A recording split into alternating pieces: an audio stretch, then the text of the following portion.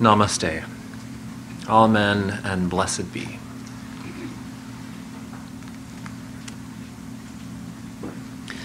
This month at Tapestry, we're focusing on forgiveness. I think we're all glad to be moving on from the topic of evil. Like many things in life, forgiveness is one of those things that's much easier in theory than it is in practice sometimes. So we're going to look at it from several different angles. We all know that forgiveness is good, but I hope over the coming weeks we can explore how it squares with our own life experience. From a Christian tradition, the parable of the prodigal son is the quintessential story of forgiveness. It's a story that's inspired a huge amount of art and music, so the pictures from this morning's PowerPoint are all depicting that story that we're going to hear from. I hadn't paid much attention to this parable until a couple of years ago, and I realized that the story of forgiveness that unfolds so incredibly fits with our Unitarian Universalist experience. There's a prominent writer that some of you have probably heard of, Rob Bell, who recently wrote a book called Love Wins. A lot of this reflection comes from his book as well. Now, I think the prodigal son is a perfect for Unitarians for a couple of different reasons. First of all, it speaks to us at a variety of theological levels. Originally, the parable from Jesus is meant as a description of relationship with God. It's all about God's grace and love and our ability to accept that love. It's a Christian parable from the Bible. For some of you, that means good things. For others, it leaves a very bad taste in your mouth. And there's the beautiful part. This story works equally well from a humanist perspective. There's much to be learned from the prodigal son, not just about relationship with God, but about our relationship with each other and our relationship with ourselves. I also love the story because it's a perfect example of universalism in the Bible. It's all about grace and forgiveness. Now remember, that's the second U in our UU tradition. Universalism, universal salvation, or essentially forgiveness. It's that second U that we could use a lot more of in our 21st century Unitarianism. We Unitarians get so caught up in doing what is good, as if love is something that we can earn. If we just work a little bit harder, if we just give a little bit more, if we just learn the right words to say, somehow we'll be enough. Well, Universalism and the prodigal son teach a very different lesson. They teach us that the love that we seek, call it acceptance or salvation or community or peace, the wholeness that we seek is there for the taking if we just open our hearts to accept it. So on to the story. The story comes up in only one of the four Gospels. It comes up in Luke, amongst this huge collection of stories that Jesus is telling. He says, "There was a man who had 2 sons. The younger one said to his father, 'Father, give me my share of the estate.' So he divided his property between them." Now, obviously, this isn't the kindest thing for a son to say to his father. Hey, you're getting older. I want what I have coming to me. I want to have some fun. Why don't you just give me what I know will come my way and we'll call it even? I can't imagine someone having that conversation or that creating a very good relationship, but it seemed to work with this father. Now, not long after that, the younger son got together all that he had and he set off for a distant country. And there he squandered his wealth with wild living. I love that language. After he had spent everything, there was a severe famine in that whole country, and he began to be in need. So he went and hired himself out to a citizen of that country who sent him to the fields to feed pigs. Now, this piece is worth unpacking a little bit to understand the history. By hiring himself out to a citizen of that country, he put himself in another person's care. He wasn't quite a slave, but he was far from being a person of equal worth in that country. What's more is we can definitely assume that this story was being told in a Jewish community. Now, you don't have to know much about Judaism to know that pork is a big no-no. It's not kosher. It's ritually unclean. So far beyond what you or I might think about the unpleasantness of livestock, this son had sold himself to work in an industry that was both physically unpleasant and morally completely unacceptable. And the story continues. He longed to fill his stomach with the pods that the pigs were eating, but no one gave him anything. It's a pretty sad state of affairs. And when he came to his senses, he said, "How many of my father's hired servants have food to spare, and here I am starving to death? I'll set out and go back to my father and say to him, 'Father, I have sinned against heaven and against you.'" So he got up and went to his father. This is a moment of extreme humility. He didn't say, "Well, Dad's wealthy. I'm sure he'll take me back into his house. It's not that big of a deal. Of course he'll forgive me. I mean, I'm his son after all." No, this is an important transition in attitude, especially in talking about forgiveness. The son came to a deep realization that he had made grave mistakes. He had squandered everything he had to live in this subhuman existence. He thought, "I'm no longer worthy to be called your son. Make me like one of your hired servants." But while he was still a long way off, his father saw him and was filled with compassion for him. He ran to his son, threw his arms around him, and kissed him. The son said to him, "Father, I've sinned against heaven and against you. I'm no longer worthy to be called your son." Now, can you imagine what it would take to say to your parent, "I'm no longer worthy to be called your child"? "I'm no longer worthy to be called your daughter. I'm no longer worthy to be your son." It's heartbreaking stuff, 2,000 years later. But the father said to the servants that were around, "Quick, bring me the best robe and put it on him. Put a ring on his finger and sandals on his feet." And this is where it gets really extravagant. The father says, "Bring the fatted calf and kill it. Let's have a feast and celebrate." Now, killing the fatted calf in those days is sort of like maxing out your credit card to hire a catering company. It is a big deal. So the father said, "For this son of mine was dead and is alive again. He was lost and he is now found."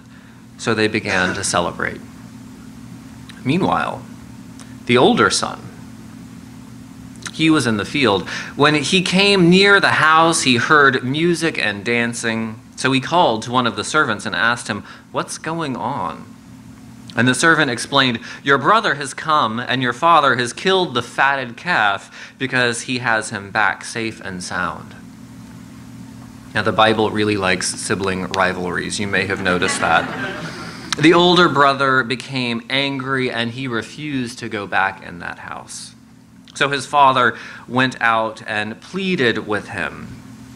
But he answered his father, "Look, all these years I've been slaving for you and never disobeyed your orders. Yet you never gave me even a young goat so I could celebrate with my friends. But when this son of yours, who has squandered your property with prostitutes, comes home, you kill the fatted calf for him?"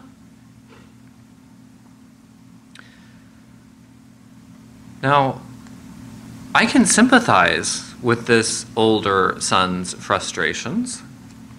I think we all get a little bit cranky when someone else gets rewarded when we've been the ones doing all the work.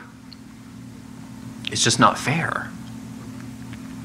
But this little passage, to me, is the crux of the universalist message and the crux of what we so desperately need as Unitarians. The son said, "All these years I've been slaving for you and never disobeyed your orders." This is the Unitarian do-gooder par excellence. All these years I've slaved. It begs the question, who asked you to slave? You weren't forced to do this work that you're so committed to. That political advocacy, the caring for your neighbors and family, the recycling, the volunteering. And what were you trying to earn in the process? The love of your father? A gold star? The Unitarian of the Year award? All these years I've been slaving for you and never disobeyed your orders. "My son," the father said, "you're always with me and everything I have is yours." But we had to celebrate and be glad because this brother of yours was dead and is alive again. He was lost and now he's found. Like I said, this parable is most obviously about relationship with God in the Christian view. God's grace is always available, even after we commit the most egregious acts of betrayal. When we return, we are forgiven and welcomed home with a celebration.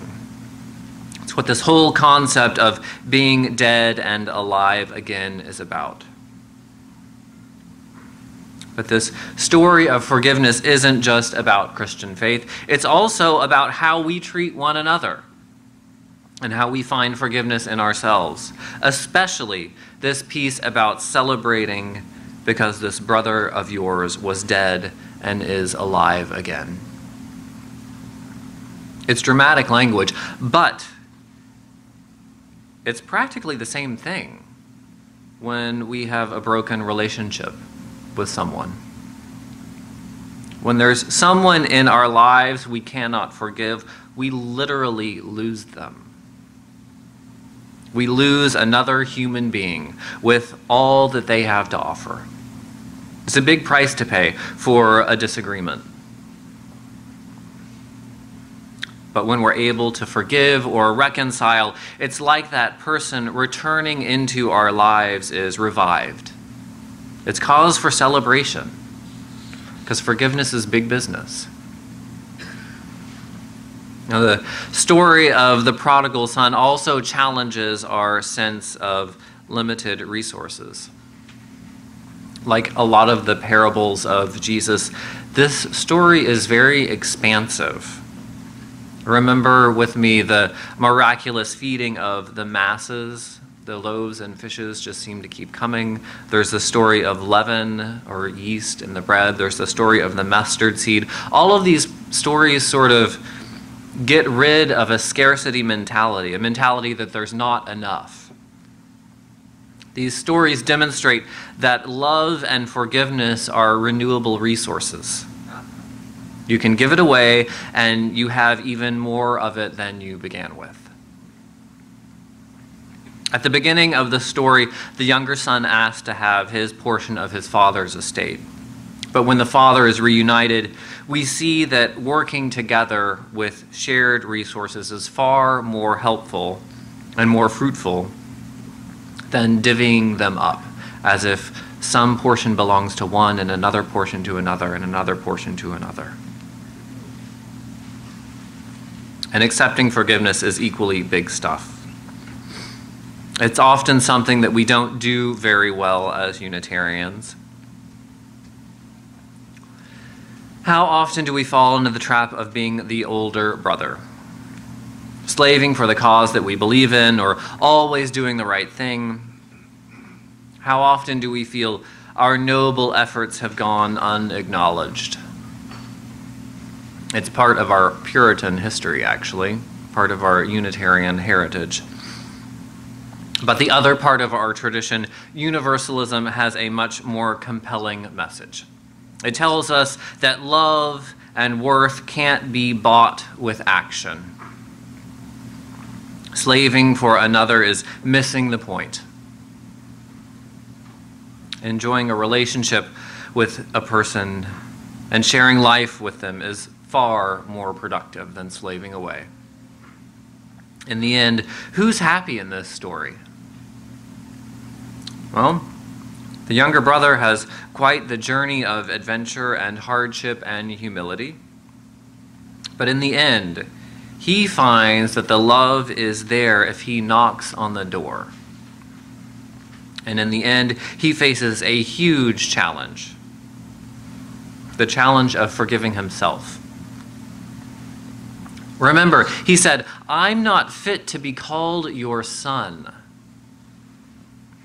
But through working on that relationship, he was able to be forgiven and presumably to forgive himself.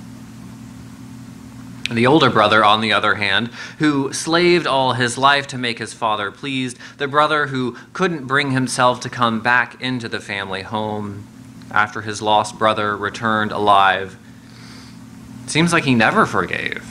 We never hear of him coming back into the home.